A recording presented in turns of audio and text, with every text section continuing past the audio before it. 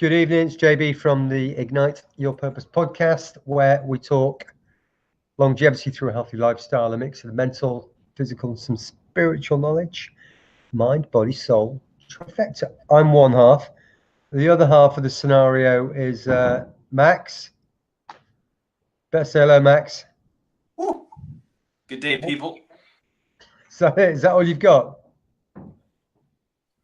Are we actually recording right now? Yeah, man, we're all over it. Beautiful people. John skipped what we're even going to talk about today. Today we're talking about how to eat healthy or planning what you eat when you are on the road. You got to plan for not failing. So a bit more context here is maybe a week ago, a couple of days ago, recently we spoke about how we train, how we do exercise when we're away from our gyms and our training partners and our boxes and our normal routines, and how we integrate different environments on the road. We plan ahead. We do some research on the Google, and we run our world by how Google tells us where things are these days. But Pretty much. Both having pretty solid dietary kind of routines. We know what we like and what we don't like.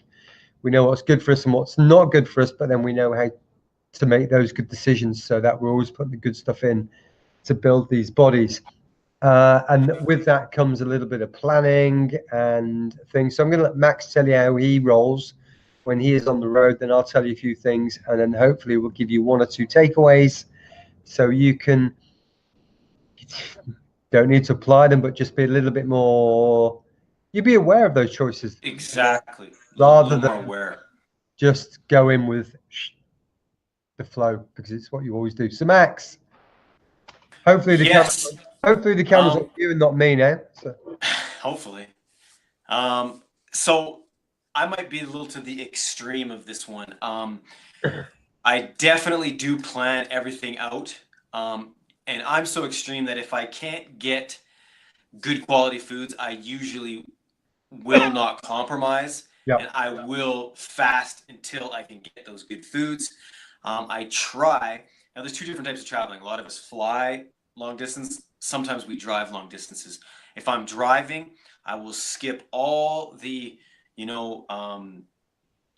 gas station foods, the fast food places, and I'll try and pull into a spot, whether it's a town, a city, with just a supermarket, any type of supermarket where I can go to an organic food section and pick up something from there. Worst case scenario, like I said, when I'm traveling, I will either pick snacks. This has failed me a few times.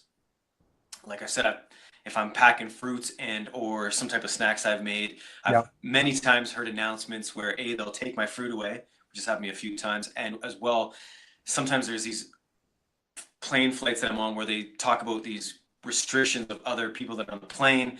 So I've been kind of messed over that way with whether it's a nut allergy or some type of allergy. Yeah. So I can't eat the food. But I don't compromise, meaning I won't. For example, I know on the planes they usually, well, I shouldn't say that because John tried to school me on this one, but I thought they were nuking because it looks like they were nuking stuff, but it might be an oven. I just don't eat that stuff. So I'll go kind of force myself to not eat for an extra couple hours till I can find something. But usually John and I will agree on this. Man, we plan it out. Yep. John? So let me just change over the camera, and it may well have been on me for the whole time because something. Hopefully we're picking your nose again. Yeah, man. So I'm possibly not quite as extreme as Max, but we plan things out. So when we're going to a destination, we will get on the Google or the Wikipedia or the search engines to find out where the good restaurants are. Is there a Whole Foods there? I'm not a vegan, but I follow a vegan life, and I know if I go to a vegan restaurant, that'll be a good choice. So I'll work out where the good choices are, and quite often we'll plan our hotel so we're in walking distance to these places. Are there juice bars? Are there smoothie bars? Those kind of things. Exactly. If those choices are quite limited, and we're away for 3 or 4 days, we'll take our breakfast with us. So we'll So we have things like overnight oats with sunflower seeds and pumpkin seeds and goji berries and cacao nibs, and we'll make a dry mix up and we'll bag them up. So that's Monday, Tuesday, Wednesday, and then when we get there, we'll go out and we'll find some almond milk or coconut milk and things. So that's that. So that's pretty much the big one when we're going away on a flight. And Sheena packed this for me when I came back. So when we're going away, we might buy some German breads and we'll pack some avocados and some spinach and maybe a few tomatoes. So at least we can make something up on the flight. Usually turns heads. It's like, what are they eating? So who are those weirdos that pack their lunch? Yeah, but we're not compromising. We'll always take plenty of water, and just occasionally, if I'm jumping on a plane for an hour, 2 hours, 3 hours, maybe even as much as 4 hours, and you can go without food for that long. What we've session. I think it's more about entertainment and keeping the passengers occupied, to fill them with beer and Coke and crisps. I agree. But on a long haul flight, usually if it's included in the flight, we'll order the vegan meal or the vegetarian meal, and that's to say we don't always eat it. And if there's that dehydrated piece of bread comes along, we probably won't eat that, and the crackers we probably won't eat that. But if there's some veggies in there, we might go for that. But all in all, we kind of look ahead. Where are we going? What can we get when we're there? We look at either hotels that have got small kitchens in, or we're going to self-catering apartment that's got a kitchen.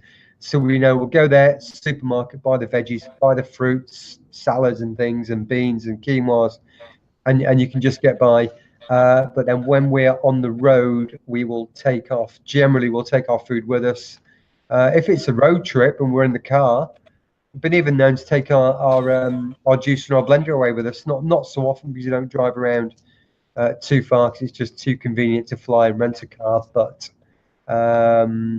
even family members will ring ahead now. Not that they think it's awkward, but I think they like the challenge. It's what can we make? And so we'll send them a bunch of recipes, and they'll have a bit of fun making it up. So it's not a challenge, and I don't think we not too often have to really compromise. And when it does come down to that, I say, I'm on the road, I'm training, I need to eat, I need to be in the drive and in the car. So I make the best choices I can. I accept that they're the best choices I can. But the very next day, right, what does my body now need to recover? So it needs the green stuff, it needs the juices, it needs the nutritionally dense foods, nothing toxic and the energy depleting, So that's how we roll. That's it. And again, I think the takeaways there for anybody starting this journey, when you're in the car, it's so easy to, if you can, put away 5, 10, 15 minutes, chop up some fruits, chop up some veggies, whether they're organic or not, I'm not concerned about at this point. If you are traveling to a hotel destination, like John said, I mean, I've been in many spots where they just have a fridge. So I'll go and I'll find, even if I don't find the coolest restaurant, right, I'll just look for a grocery store and I'll go do my best in that grocery store to find things that I can make right then and there on the table. But anybody can do bananas, avocados, some type of cracker. It takes a little bit of planning, but just like anything else, the more you use that noggin, the more easy it becomes, and it just becomes a lifestyle. Yeah, Max, the other thing to do is, if you're in a location and you can't find somewhere specific, or you're being restricted by the people that you're going out with, maybe it's a business lunch or a business dinner. Very true. Where are we going to go out for dinner next Wednesday or next Thursday? Ring ahead, get online, look at the menu. Right, what are the best choices I can make here? 100%. They've got that house salad, or they've got this, or when you get there, you can get the chef to one side and say, look, I've got some dietary restrictions. I'll never say I'm a vegan or a vegetarian. I just say it's doctor's orders, doctor's restrictions. Can you just do me a big salad with maybe just some lemon, maybe a couple of yams or sweet potatoes on the side, or you might have a word with the chef. And more often than not, and I don't think I've had any occurrences where the chef has not gone, right, what can we make you? And they take it upon a challenge. it's not the same thing day in, day out. And they appreciate you asking. They appreciate you being discreet to one side, not just kind of standing and saying, oh, there's nothing to eat for vegans. There's nothing healthy on this. And it's Be there, be positive, be healthy. To say, look, you've got loads of great food, but I can't eat this stuff because my doctor says it. I'm just not allowed to. And we don't need the history. We don't need to make up some kind of story. Just say, I can't eat it. And at the very least, you can have a nice piece of salad. And you know what? If you want to make the meat and the fish and all those other choices, that's great. Enjoy it, make the most of it, you know, make a real event about it, and then get back onto the routine the very next day. Don't sulk and moan and regret having made that choice. That's me. yeah, and many times I'm at a restaurant where, you know, there are meetings, you know, there's obviously people who don't live the same lifestyle as us. I try and look through that menu and I'm like, oh, they got obviously veggies here. Oh, they have rice over here. Can I just get, you know, rice with some veggies, or quinoa with some veggies, or like John said, a salad? If they're already making it and you're cool and nice enough and asking, I'm sure they can, you know, fandangle you up something. And rice and veggies are pretty easy to do. So yeah. Okay, cool. I know I said I had nothing to say, but I have got one more thing to say. And the other option is, if you do have to go out to a restaurant and it's a steakhouse and there's there's only that little piece of tomato on the side. We're going out to dinner at 7 or 8. Know where you are, do your research, go and find the juice bar, go and find the salad bar, get yourself to Whole Foods and have your main meal before you go there. And when you get there, say, I'm not that hungry tonight. I'm just going to have that small side salad, or I'm just going to have the risotto or something like that. So you can also work it in your favor that way. Brilliant. I love it. Eat before you eat. Yeah, eat before you eat. But from me to you, thanks for tuning in. Thanks for listening. I think this is episode 165 of the Ignite Your Purpose podcast, where we do our thing.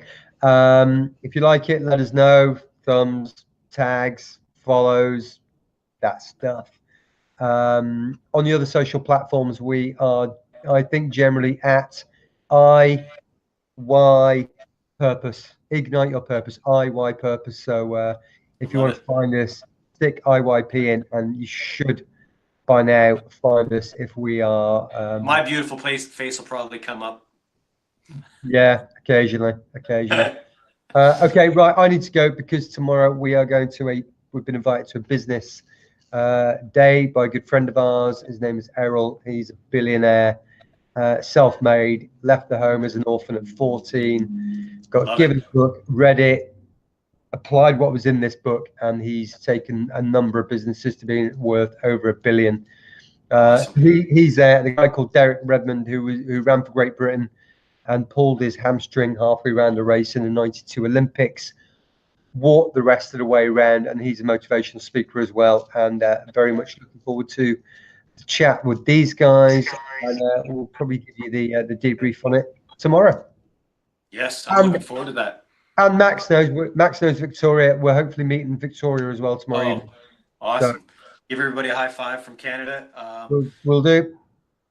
And we'll talk to you guys tomorrow. Thank you for the support. Okay. See you soon. Thanks for listening.